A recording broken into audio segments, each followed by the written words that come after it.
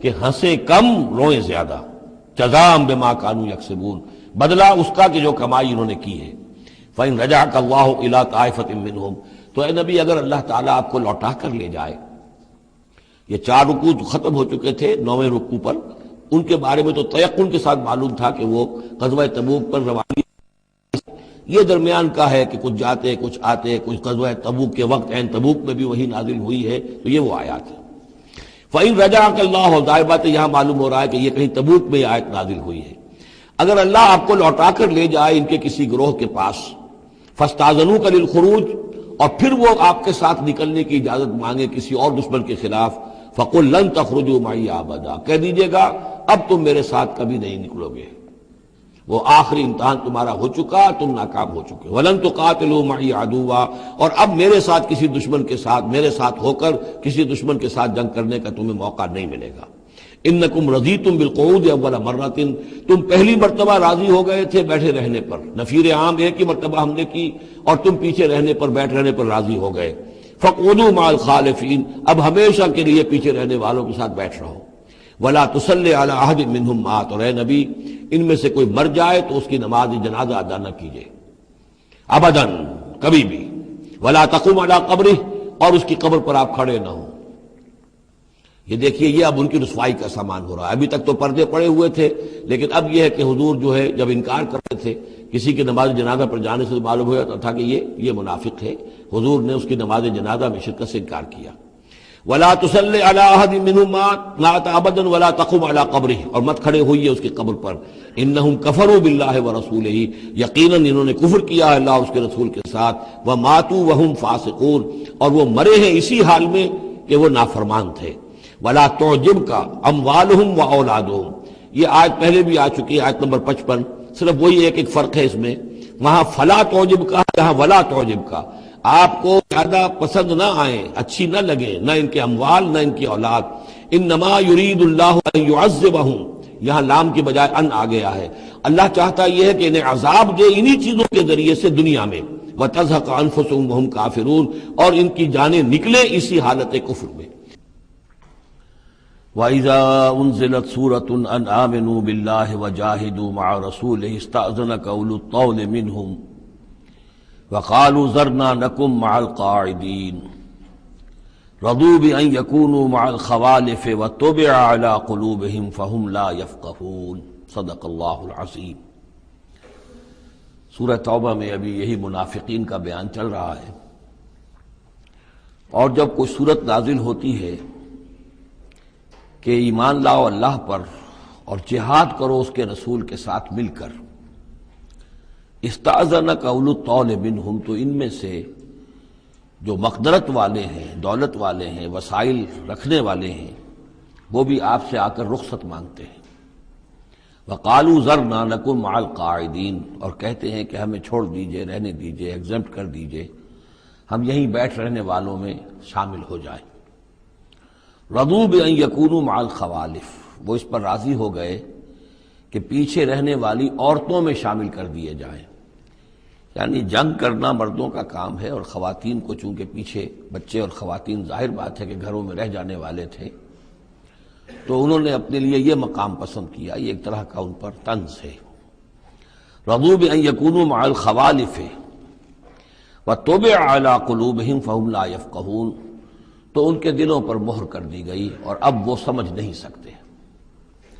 لیکن الرسول والذین آمنوا معہ، اس کے برعکس اللہ کے رسول صلی اللہ علیہ وسلم اور جو لوگ ان کے ساتھ ایمان لائے، جاہدوا باموالہم وانفسہم، انہوں نے جہاد کیا اللہ کی راہ میں، اپنے اموال سے بھی اپنی جانوں سے بھی۔ وَأُولَٰئِکَ لَهُمُ الْخَيْرَاتُ، یہ وہ لوگ ہیں جن کے لیے بھلائیاں ہیں، خوبیاں ہیں، نیکیاں ہیں، اچھا اجر ہے۔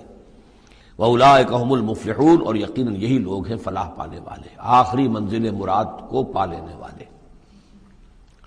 فلاح کے لفظ پر انشاءاللہ تفصیلی گفتگو جو ہے وہ سورہ مومنون کے شروع میں ہوگی۔ یہ ایک بڑی اہم اصطلاح ہے قرآن کی، میں نے اب تک اس کا ترجمہ بس اسی طریقے سے اسی لفظ کے ساتھ کیا ہے۔ اعد اللہ لہم جنات تجری من تحتہا الانہار خالدین فیہا، اللہ تعالیٰ نے ان کے لیے ان باغات کو تیار کیا ہے جن کے دامن میں یا جن کے نیچے ندیاں بہتی ہوں گی، جن میں وہ ہمیشہ ہمیش رہیں گے۔ ذالک الفوز العظیم، اور یہ بہت بڑی کامیابی ہے۔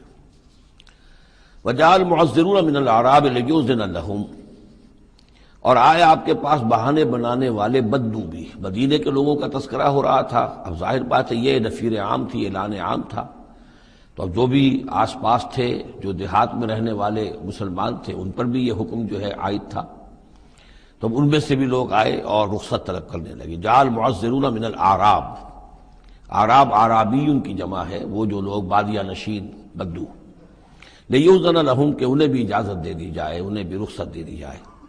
وقعد الذین کذبوا اللہ ورسولہ، اور بیٹھ رہے وہ لوگ جنہوں نے کہ جھوٹ کہا تھا اللہ سے اور اس کے رسول سے، وعدے جو کیے تھے وہ جھوٹ نکلے، یا یہ کہ جو عذر ان کر رہے وہ جھوٹا ہے۔ سیصیب الذین کفروا منہم عذاب علیم، ان قریب ان میں سے جو لوگ کفر پر اڑ جائیں گے، یا جو لوگ فی الواقع کفر کی حد کو پہنچ گئے ہیں، ان کے لیے دردناک عذاب ہے۔ لیس علی الضعفاء، کمزوروں کا معاملہ یہ نہیں ہے، ان پر کوئی ذمہ داری نہیں ہے، کوئی ملامت نہیں ہے، ضعیف ہوں، ولا علی المرضى، نہ ہی بیماروں پر، ولا علی الذین لا یجدون ما ينفقون، نہ ہی ان پر کہ جن کے پاس کچھ خرچ کرنے کے لیے نہیں ہے۔ آخر اتنا لمبا سفر کرنا ہے، تبوک تک جانا ہے، کوئی سواری چاہیے، 4 آدمیوں پر 1 اونٹ ہو، کچھ تو ہو، کہیں تو کچھ نہ کچھ تو ان کو سہارا ملے۔ ان کے پاس سامان نہیں ہے، پیسہ نہیں ہے۔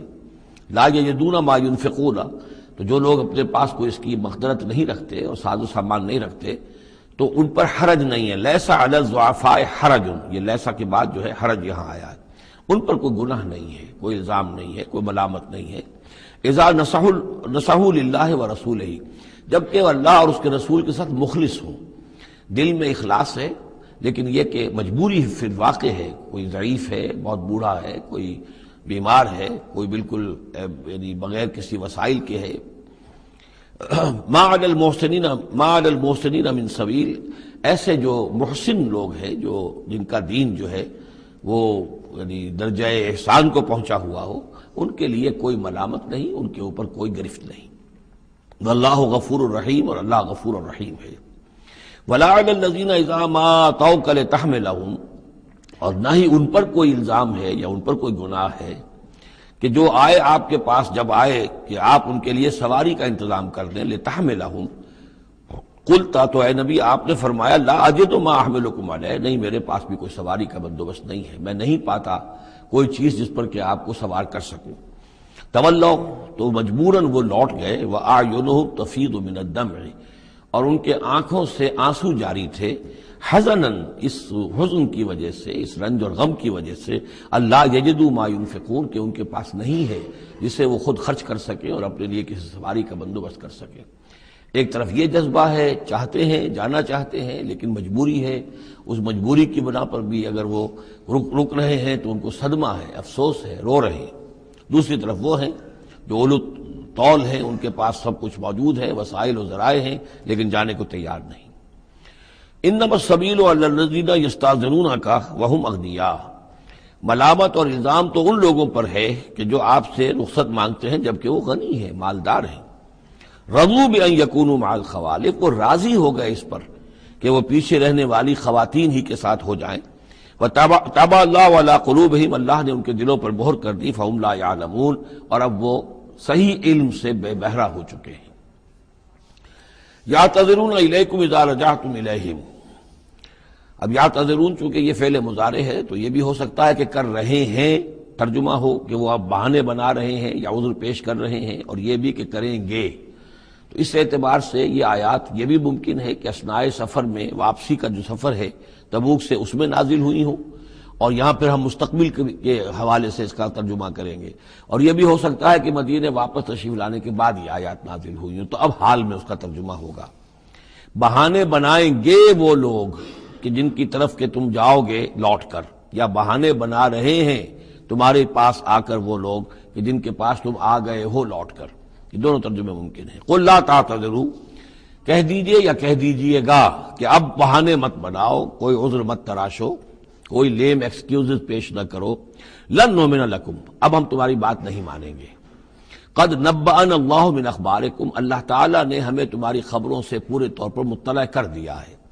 پہلے تو معاملہ یہ تھا تبوک پر جانے سے قبل حضور کا معاملہ کہ وہ اپنی شرافت اور اپنی مروت کے اندر جس نے آ کر جو بات کہی تسلیم کر لی،